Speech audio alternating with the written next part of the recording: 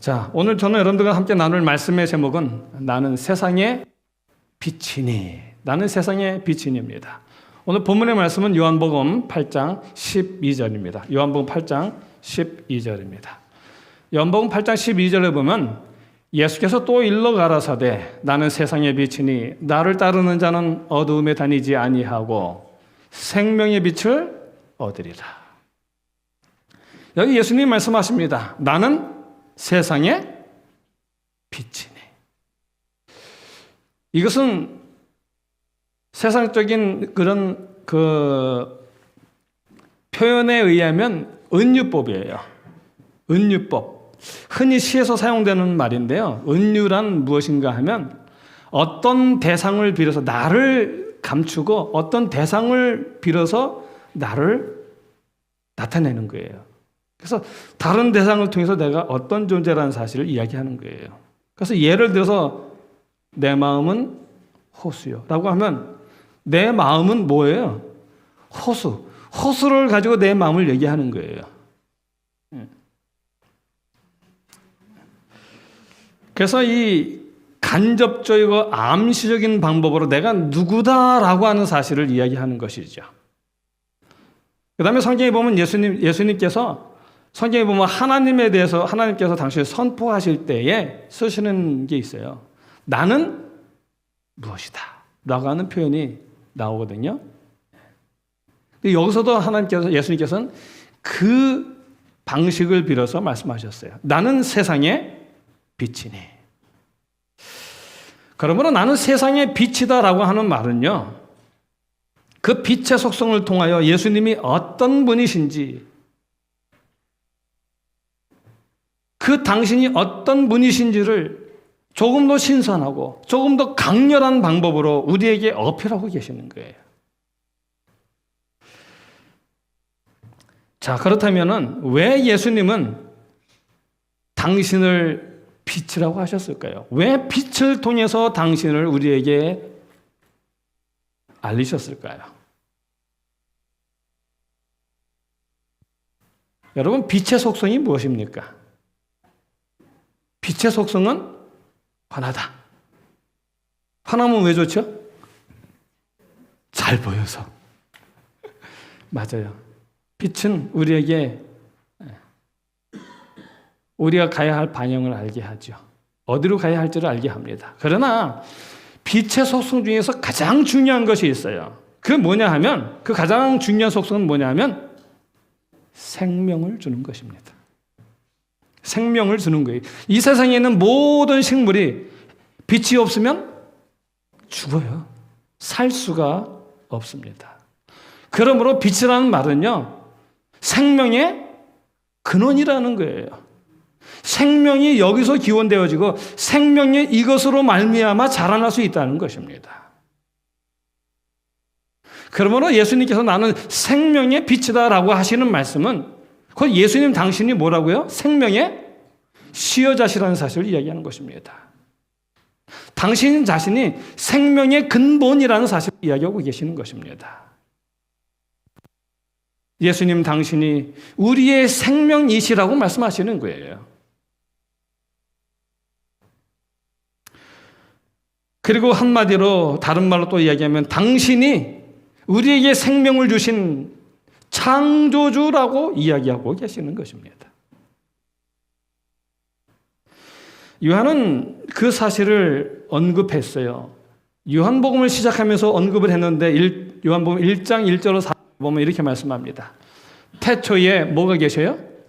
태초에 말씀이 계시니라. 이 말씀이 누구와 함께 계셨어요? 하나님과 함께 계셨으니 이 말씀은 곧 하나님이라. 이 말씀이 하나님과 함께 계셨어요. 그러므로 이 말씀은 곧 하나님이시라라고 얘기합니다. 여러분, 하나님과 함께 함께 할 수 있는 존재는 누굴까요? 우리가 함께 할 수 있습니까? 없어요. 하나님과 함께 하실 수 있는 분은 하나님만큼 거룩한 분 외에는 할 수가 없어요. 그러므로 그는 하나님이시다라고 이야기합니다. 그런데 2절에서는 말의 표현을 바꿔요. 여기서 뭐라면 그가라고 말해요. 그가 태초에 하나님과 함께 계셨고 1절의 말씀을 다시 바꾼 거예요. 그렇다면 말씀이라고 불리는 말씀이라는 분이 계시다는 거예요. 태초에 이 세상이 창조되기 전부터 하나님과 함께 계셨던 분이 계시다는 것입니다. 하나님이신 분이 계셨다는 것이에요. 그런데 그분이 태초에 하나님과 함께 계셨다라고 말합니다. 하나님과 함께 계셨다라는 그 말은요, 3절에 이렇게 설명해줘요. 만물이 그로 말미암아 뭐가요? 온 세상의 만물이 그로 말미암아 말씀이신 그 하나님으로 말미암아 지은 바 되었으니. 그러므로 이 세상에 그분 없이 지어진 것은 하나도 없다. 지은 것이 하나도 그가 없이는 된 것이 없느니라. 그러므로 그분 안에는 뭐가 있어요? 생명이 있다는 말입니다. 생명이 있었으니 이 생명은 사람들의 빛이라.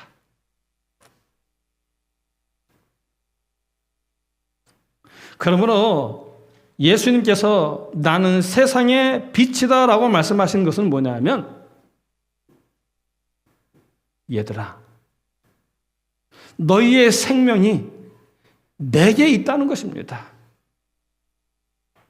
너희가 살 수 있는 비결이 있는데 생명인 나에게로 오면 너희가 살 수 있다는 거예요. 너희가 생명을 얻기 위해서 나에게 오라는 것입니다. 누구인지 알고 내게 와서 너희는 살라는 거예요. 그런데 예수님이 이렇게 얘기하시니까 서기관들 그럽니까? 내 증언은 거짓되다는 거예요. 야, 자기가 이렇게 말하는 게 그게 어떻게 증언이 되냐? 누군가가 있어야 되잖아. 이러는 거예요. 그 유대인들에 의하면 유대인들은 최소한 3명의 증인이 있어야 돼요. 그러나 예수님은 말씀하세요. 내 말은 참되다는 거예요. 왜? 나를 증언하는 분이 계시니 그분이 누구예요? 내 아버지 하나님이 계시다는 거예요. 그 아버지 하나님이 나를 보내셨다는 거예요. 그러므로 내가 말하는 건 다 뭐예요? 참되다라고 말하는 것입니다. 그런데 이 바리새인들이 믿지 않아요. 그럼 믿지 않았더니 그 결과가 어떻습니까, 여러분? 그 결과가 어때요? 요한복음 8장 24절에 나오죠. 요한복음 8장 24절. 너희가 만일 내가 그인 줄, 내가 생명의 시야에서 이제 비침을 믿지 아니하면 어떻게 해요? 너희 죄 가운데서 죽으리라. 여기서 우리가 또 배우는 중요한 교훈이 하나 있어요. 여러분, 죄가 뭡니까? 뭐 잘못하는 건가요? 거짓을 행하는 건가요? 잘못을 행하고 거짓을 행하는 것은 뭔가 잘못 때문에 결과물들이에요.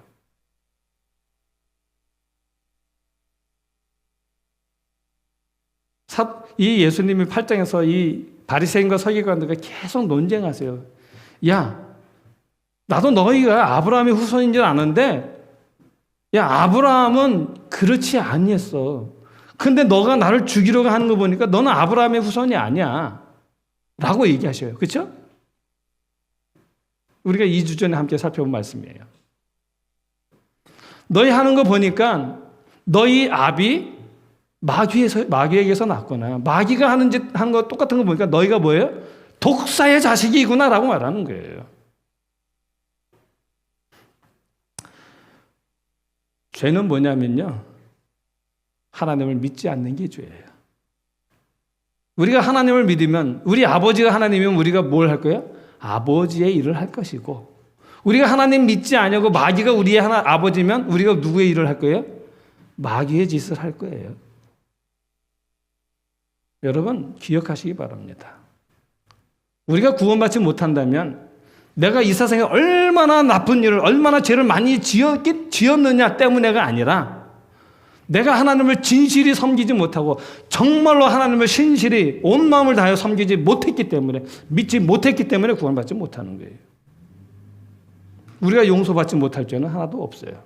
성령을 거스르는 죄 외에는 우리가 용서받지 못할 일이 없다고 그랬습니다.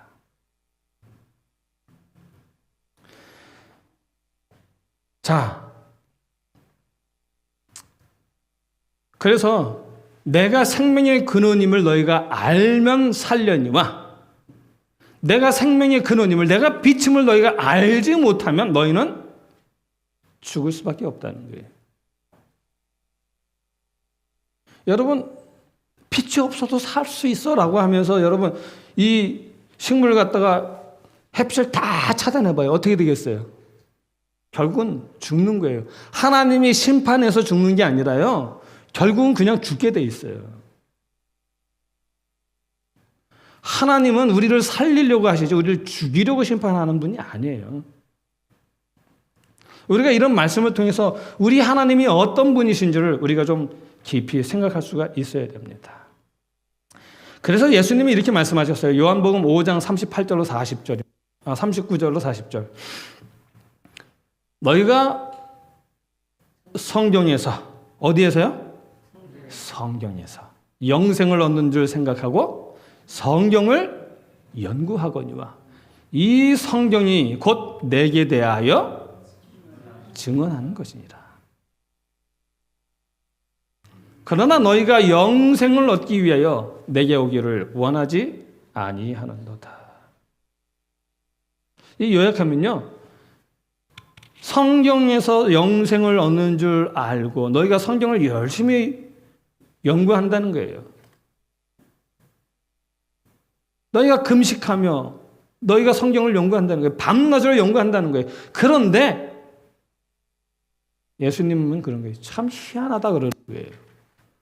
아니, 내가 세상에 빛이다라고 말하는데 너희가 믿지 않는다는 거예요. 희한하다는 거예요. 왜요? 이 성경이 곧 내게 대하여 증거하는 것이에요. 이 성경이 곧 나에 대하여 증거하는 것이면, 성경을 연구하고 성경을 알았으면 너희가 누구를 알 거예요? 나를 알 것이라는 거예요. 그래서 40절에 하시는 말씀이 그러나 너희가 영생을 얻기 위하여 내게 오기를 원하지 아니하는도다. 이 말씀은 성경을 연구하면 나를 알게 되어 있고, 성경을 연구하면 내가 생명임을 알게 되어 있다. 그러므로 너희는 그 생명을 얻기 위하여 내게 오게 되어 있다라는 말이에요. 그래서 지금 예수님이 하시는 말씀은요, 이 말씀이에요. 얘들아, 성경이 증언하는 자가 바로 나야. 성경이 얘기하는 생명이 바로 나야. 그러므로 너희가 지금 증언하는 나를 믿고 나를 내게 옴으로 말미암아 너희가 구원을 받을 수 있다는 거예요. 이거 사실 하나님 예수님께서 탄원하시는 거예요. 간구하시는 거예요. 얘들아, 내가 그인 줄 너희가 믿지 아니하면 너희는 죽게 된다는 거예요. 너희 죄 가운데서 너희가 죽게 된다는 것입니다.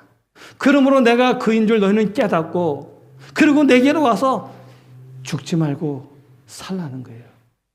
제발 살라는 것입니다. 그 성경은 얘기하잖아요. 너희는 피투성이라도 살라는 거예요. 거의 죽게 되었을지라도 죽지 말라는 거예요. 생명이신 예수 그리스도를 통하여 생명을 얻으라라고 말씀하고 계시는 것입니다. 요한복음 8장에서 나는 세상의 빛이니라고 말씀하시는 것은 예수님께서요, 내가 너희에게 생명을 주노라라고 하시는 거예요. 그 생명을 받으라는 것입니다. 그러면서 예수님이 말씀하시죠. 요한복음 8장 12절, 요한복음 8장 12절에 보면 나를 따르는 자는 어두움에 다니지 아니하고 생명의 빛 가운데 행하리라.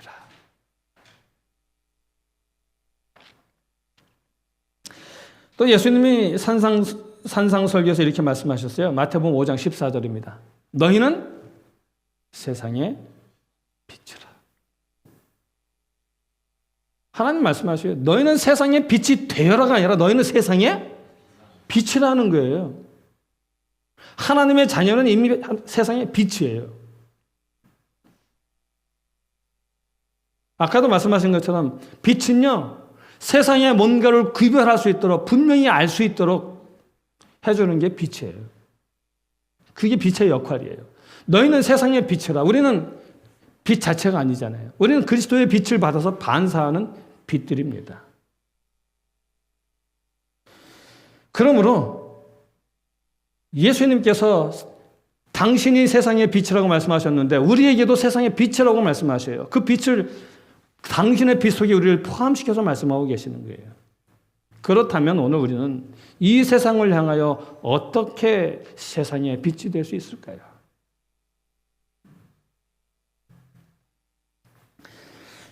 세상으로 하여금 뭔가 새로운 것, 다른 것을 그들로 하여금 깨닫게 할 수가 있어야 됩니다. 이 빛의 열매는 여러 가지가 많이가 있어요. 그러나 마태복음 5장 16절에 있는 말씀을 먼저 보고요. 마태복음 5장 16절에 보면 이같이 너희 빛을 사람 앞에 비추게 하여 저희로 너희 뭐요? 착한 행실을 보고 너희의 착한 행실을 보고 그럼 우리의 빛이 뭐라는 거예요? 착한 행실이라는 거예요.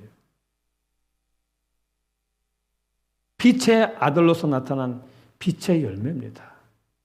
그 다음에 베드로전서 2장 12절에 보면 이렇게 말씀하셔요. 너희가 이방인 중에서 행실을 뭐를요? 행실을 선하게 가져.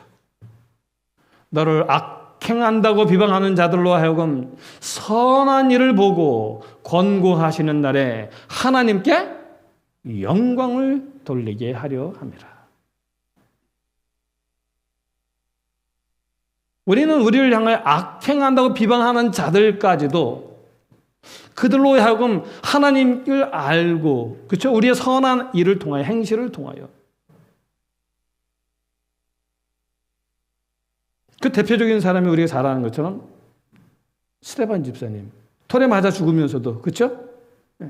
그들을 위하여 기도했던, 용서를 간구했던 그 스데반 집사님의 이야기라든지, 그리고 제자들의 죽음의 이야기는 바로 이런 얘기들이에요.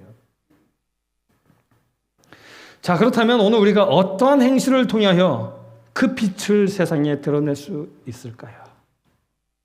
여러 가지 많지만 저는 딱 두 가지만 얘기하려고 합니다. 첫 번째는 언어를 여러분들과 이야기하고 싶습니다. 말.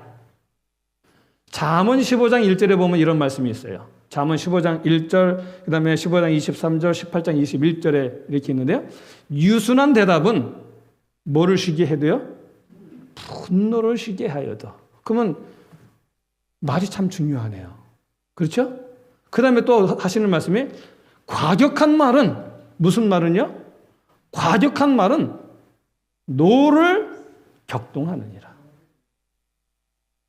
가만히 있었는데 화가 나게 만들어요. 격동하게 만들어요. 그 다음에 23절에 보면 사람은 그 입에 무엇을 해요? 대답으로. 그 입에 말로 말미암아 기쁨을 얻나니 그 말이에요. 때에 맞는 말이 얼마나 아름다운고. 그 다음에 21절에 보면 죽고 사는 것이 어디에 달렸어요? 말에 달렸다는 거예요. 혀의 권세, 곧 말에 달렸나니. 여러분, 우리 속담에 이런 말이 있어요. 말이 씨가 된대요. 말이 힘이 있어요. 능력이 있어요. 독일 속담에는 이런 말이 있어요. 물고기는 낚시 바늘로 잡고 사람은 뭘로 잡아요? 말로 잡는다. 우리의 마음을 잡으면 되잖아요. 말로 새치어로 우리의 마음을 잡는 거예요. 그래서 언어에는 부메랑 법칙이라는 게 있다 그래요. 우리가 말을 하면 다른 사람이 듣기 전에 누가 먼저 들어요? 내가 먼저 들어요. 내가 먼저 들어요. 그 다음에 내가 말을 하면 내가 한 말이 부메랑처럼 돌아온다는 거예요. 입에서 나간 말이 이웃에게 영향을 미칠 뿐만 아니라 결국은 자신에게 돌아서 자신에게도 영향을 미친다 그래요. 제가 저희 집 사람하고 30년을 살았는데요. 살면서 가끔 제가 좀 너무 이렇게 좀 노가 치솟고 막 이렇게 할 때에 저희 집사람이 가끔씩 이런 말을 해요. 말하지 말라 그래요.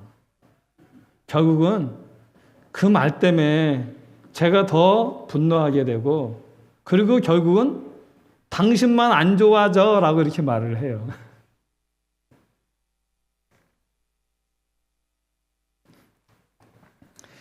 이 말은 생명과 죽음의 갈림길이에요. 그래서 생명의 언어도 있고 죽음의 언어도 있습니다.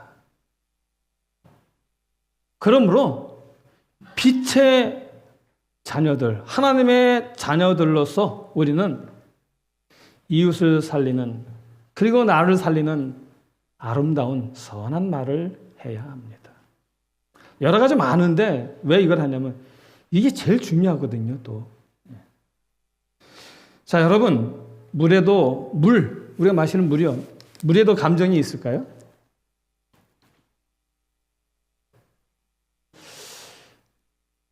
이런 책이 있어요. 물은 답을 알고 있다라는 책이 있습니다. 일본의 그 파동 학자인 에모도 마사로 씨가 지은 책이에요. 근데 그는 말해요. 물은 우리의 말에, 우리의 사랑에 반응한다. 자, 물을 보고 고맙습니다, 감사합니다라는 긍정적인 말을 하면 물의 결정체는 아름다운 육각형을 띠게 된대요. 그래서 이 물을 향해서 사랑해라고 하면 이렇게 아름다운 육각체의 모양이 나온다는 거예요. 그래서 감사하다 그러면 이거 뭐 다이아몬드 같아요. 그 다음에 아름다운 노래, 베토벤의 운명교향곡을 틀어줬더니 물의 결정체가 이런 모양을 띠더라는 것입니다.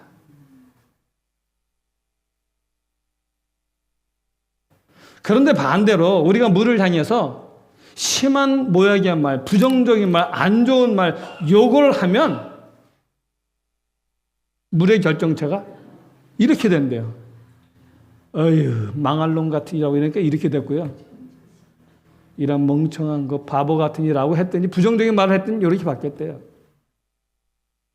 그리고 시끄러운 음악을 틀어줬더니 시끄럽게 정신없게 생겼어요. 이렇게. 한국 MBC에서 한글날 특집 다큐를 했는데 말의 힘이라는 걸 했어요. 거기에 보면 사랑합니다라고 하는 걸로 해서 말의 힘을 했는데, 사랑합니다, 미워해라는 말을 가지고 이렇게 실험을 했어요. 이제 흰 밥을 맛있게 뜨겁게, 제가 영상을 보여드리고 싶었는데 요새는 이게 하도 카피라이트이 걸려갖고 걸려요. 그래가지고 제가 안 되겠다라고 생각을 해가지고 제가 그냥 말씀을 드려요. 다음 장면으로, 밥을 모락모락 맛있게 만든 다음에 그 밥을 갖다가 이 두 병에다 담았어요.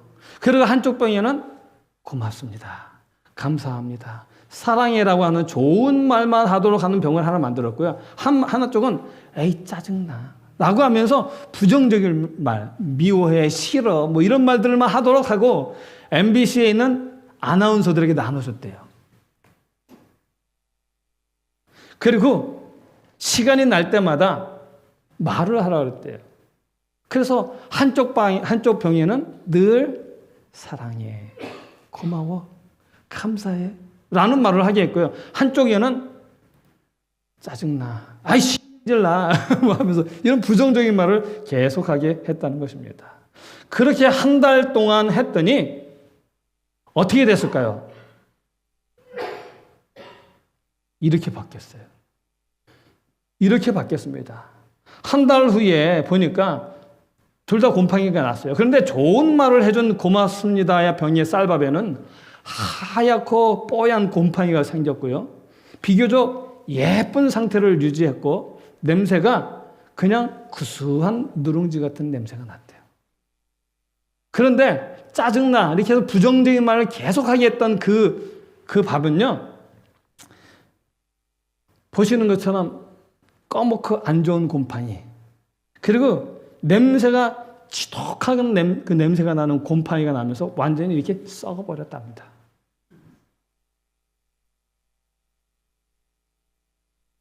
그 다음에 MBC에서 한글날 특집으로 또 한 게 있는데요. 양파를 가지고 실험을 했어요. 양파를 가지고 실험했는데 한쪽에는 감사합니다, 한쪽에는 미워, 싫어, 뭐 이런 부정적인 말을 하게 한 거예요. 그리고 그런 말을 계속하게 하고 양파의 변화를 살펴봤어요. 살펴봤더니 사랑해라고 하는 그 양파는 뿌리가 무성하게 자라는데 미워해라고 하는 그 양파는 뿌리가 제대로 잘 자라지 않더라는 것입니다. 그리고 이렇게 8일째 돼서 보니까는 물의 색깔의 변화가 있었다고 해요. 사랑해라고 하는 그쪽에 있는 양파에 있는 물은 여전히 깨끗한데 미워해라고 했던 그 양파 쪽에 있는 물은요, 혼탁해지기 시작했다는 거예요. 그 다음에 한 달째에 보니까 이번에는 뿌리의 색깔이 변하기 시작을 했다는 거예요. 이 사랑에는 줄기가 이렇게 일직선으로 예쁘게 잘 뻗어나갔는데 미워에는 줄기가 약해서 옆으로 그냥 흩어지고 마는, 이런 모습을 보여주었다고 합니다. 그리고 49일째는 사랑해라고 하는 양파는요, 여전히 건강하게 자라고 있었는데 미워해의 이 양파는요, 썩다시피 변해버렸다고 합니다.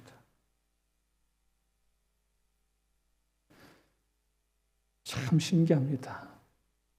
이 양파가 귀가 달렸나요? 이 밥이 귀가 달렸나요? 귀가 달리지 않았어요. 그런데도 이런 모습을 보니까 참 신기한 거예요. 이 실험을 통해서 우리가 배우는 건 뭐냐면 말의 힘이 얼마나 큰지를 우리가 알 수 있는 것입니다. 말이 얼마나 큰 영향을 미치는지를 우리가 알 수 있는 거예요. 그래서 성경은 말합니다.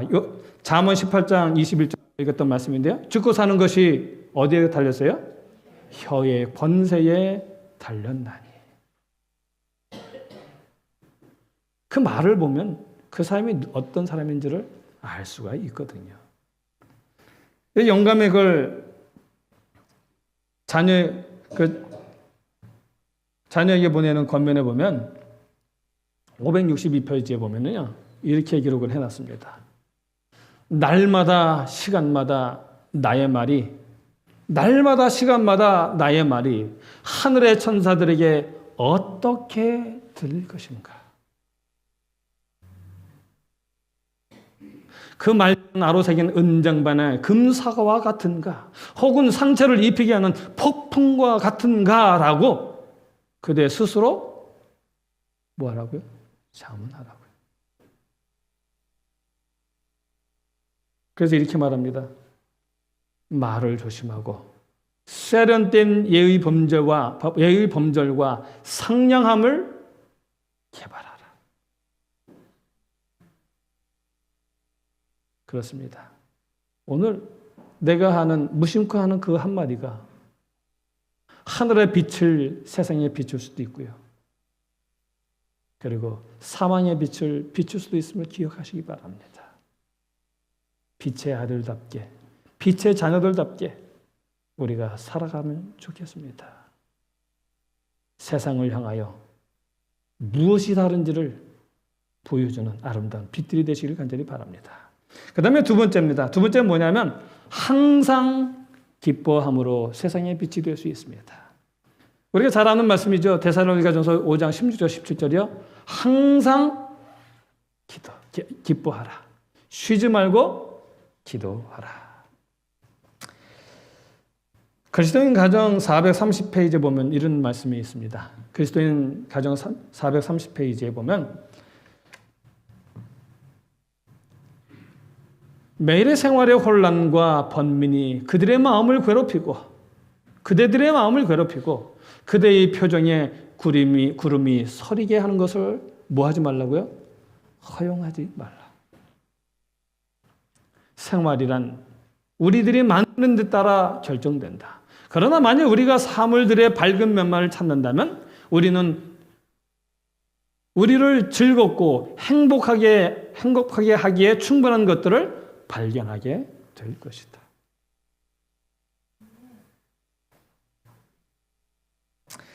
여러분, 우리 속담에 웃는 얼굴에 침 못 뱉는다는 말이 있습니다.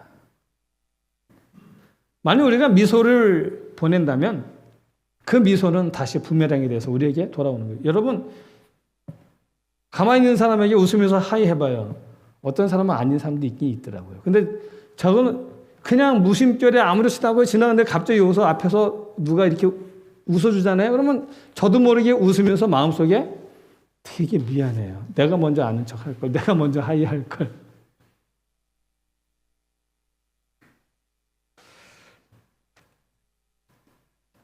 우리가 기억해야 됩니다. 우리가 우울하고 풀이 죽어 보일 때는 우리의 신앙에 대하여 사람들에게 잘못된 신앙의 모습을 보여줄 수 있다는 거예요. 오늘 내 모습이 그들에게 어떻게 비춰지느냐에 따라서 믿음의 모습이 보여진다는 것입니다. 믿음이 어떤 것인지를 알게 해준다는 것입니다. 그리스도인 가정 432페이지에 있는 말씀 또 읽어드리겠습니다. 그리스도인 가정 432페이지에 보면 쾌활한 정신은 무슨 정신이요? 쾌활한 정신은 그의 가족의 행복을 더하고 또한 자기 자신의 건강을 매우 좋게 만들 것이다. 여러분, 우리의 삶에서 기쁨을 배양하는 것, 그것은 하나님이 우리에게 주신 의무예요. 매일의 삶에서 항상 뭐 하라고요? 기뻐하라고요.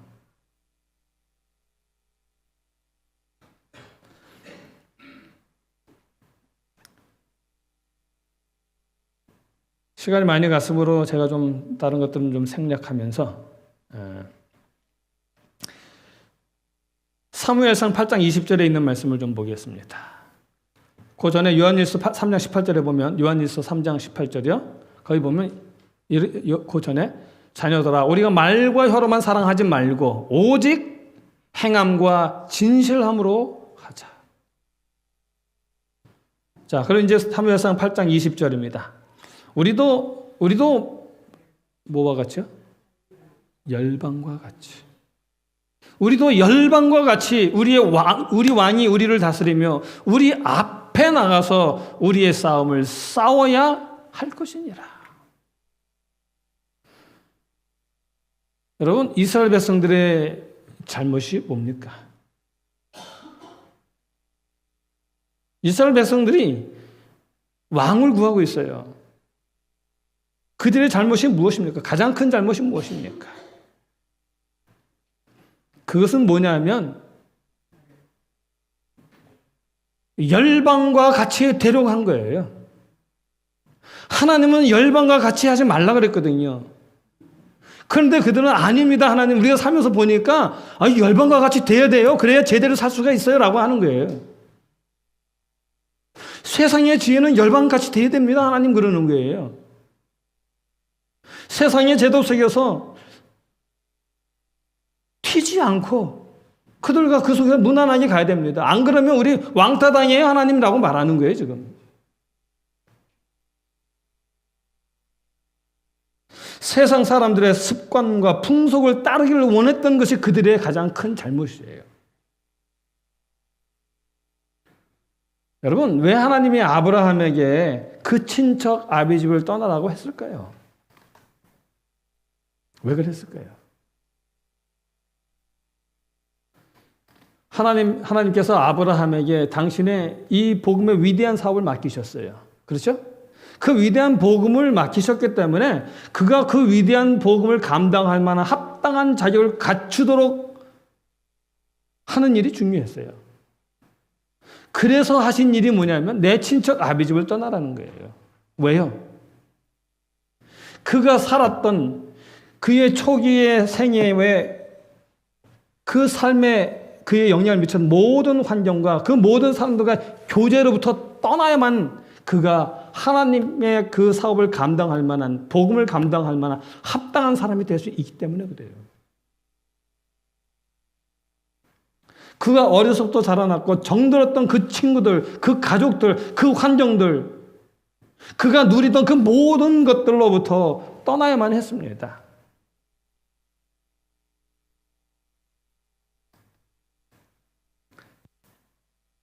그 모든 것으로부터 자신을 구별해야만 했던 것입니다. 그 행동이 있어야만 믿음이 자라날 수 있었던 것입니다. 이제 말씀을 마치면서요. 오늘 우리의 삶에서 우리가 하나님을 드러내는 아름다운 빛의 삶이 되기를 간절히 바랍니다. 가장 우선은 우리의 말에서 하늘의 아름다운 향기를 전하는 귀한 말들이 되기를 간절히 바랍니다. 그리고 두 번째로는요. 이 세상을 향하여 항상 하늘의 기쁨을 그들에게 증거하는, 항상 기뻐하는 아름다운 우리의 삶이 되기를 간절히 바랍니다. 이러한 삶을 통해서 진정 우리가 빛 되신 예수 그리스도를 온 세상에 증거하고 마침내 주님 오심을 신속히 단축시키는 아름다운 하나님의 귀한 자녀들이 되기를 간절히 바라면서 오늘의 말씀을 드리겠습니다. 아멘.